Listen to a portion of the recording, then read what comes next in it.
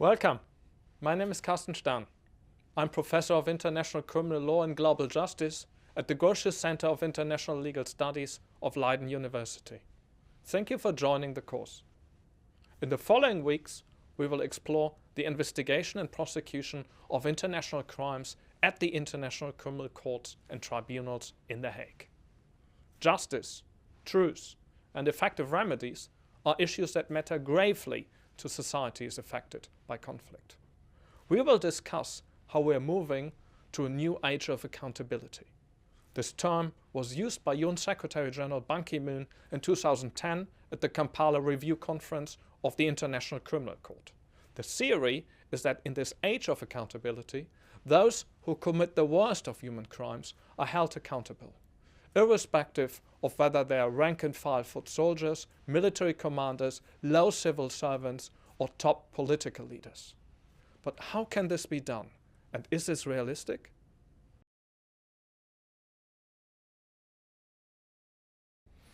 The Hague has become a symbol of hope for a better international society. In this course, we will study how accountability comes to life in international criminal tribunals. Hague courts and tribunals are said to be part of a new turn to accountability. But criminal trials are in many ways imperfect. They analyze historical events mainly through the lens of crimes. They're highly selective. They reflect only a fraction of incidents and charges. Judgments reveal at best one among multiple truths. Proceedings are frequently criticized for being too long and too costly. Some trials are perceived as show trials. They might even heighten tensions in local communities, as shown by reactions to Hague trials in the Balkans or Africa. Sometimes a judgment may produce injustice. In this course, we will examine the dilemmas and critiques I just mentioned. We will explore the merits and discontents of the age of accountability. We will take a look into the kitchen of international criminal courts and tribunals in order to understand how international criminal justice works. We will analyze how it functions, what outcomes it produces, and how it can be improved.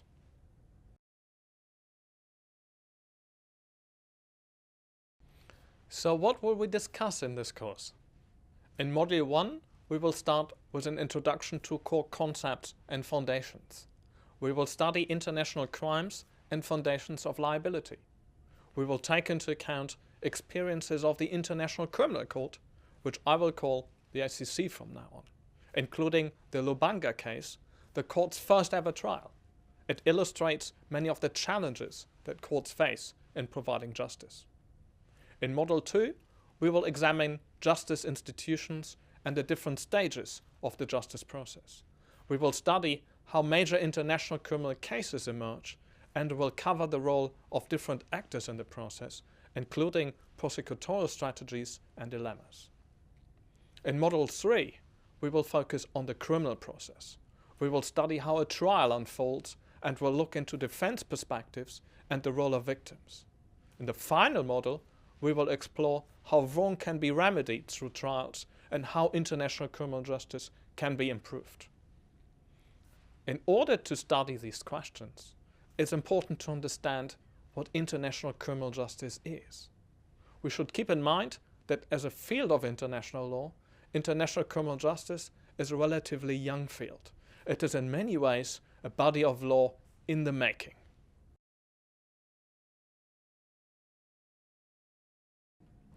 International criminal law developed mainly as a response to mass violations of human rights by states against citizens and persons within their territory.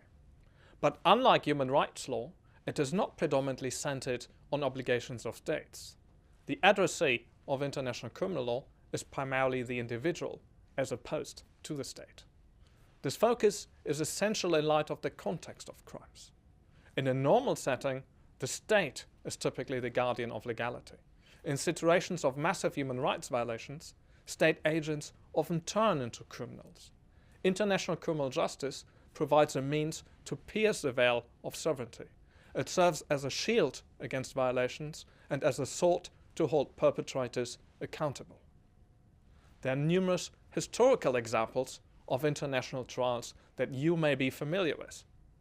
the Nuremberg and Tokyo trials, which tried German and Japanese leaders after World War II, the trial of Nazi leader Adolf Eichmann in Jerusalem, the trial of Saddam Hussein after the fall of the Iraqi regime, the trial against Slobodan Milosevic, Radovan Karadzic, or Ratko Mladic before the International Criminal Tribunal for the former Yugoslavia, or the trial of Charles Taylor, which completed the work of the Special Court for Sierra Leone.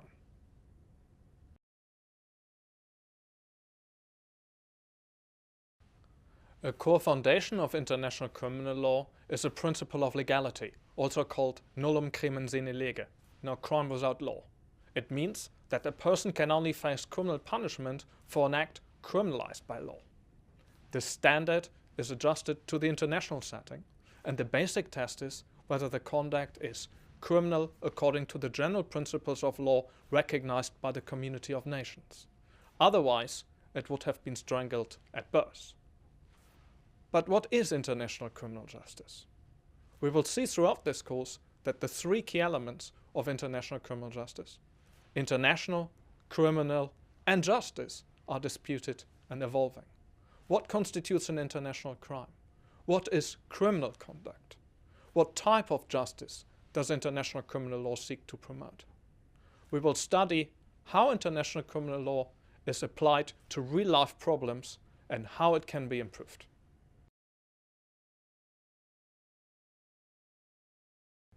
Multiple institutions apply international criminal law.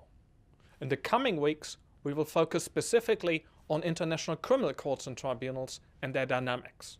We will take a look at their practice, including procedures for investigation and prosecution. The starting point of any investigation and prosecution is a crime. In the next video, we will therefore examine what constitutes a crime under international law.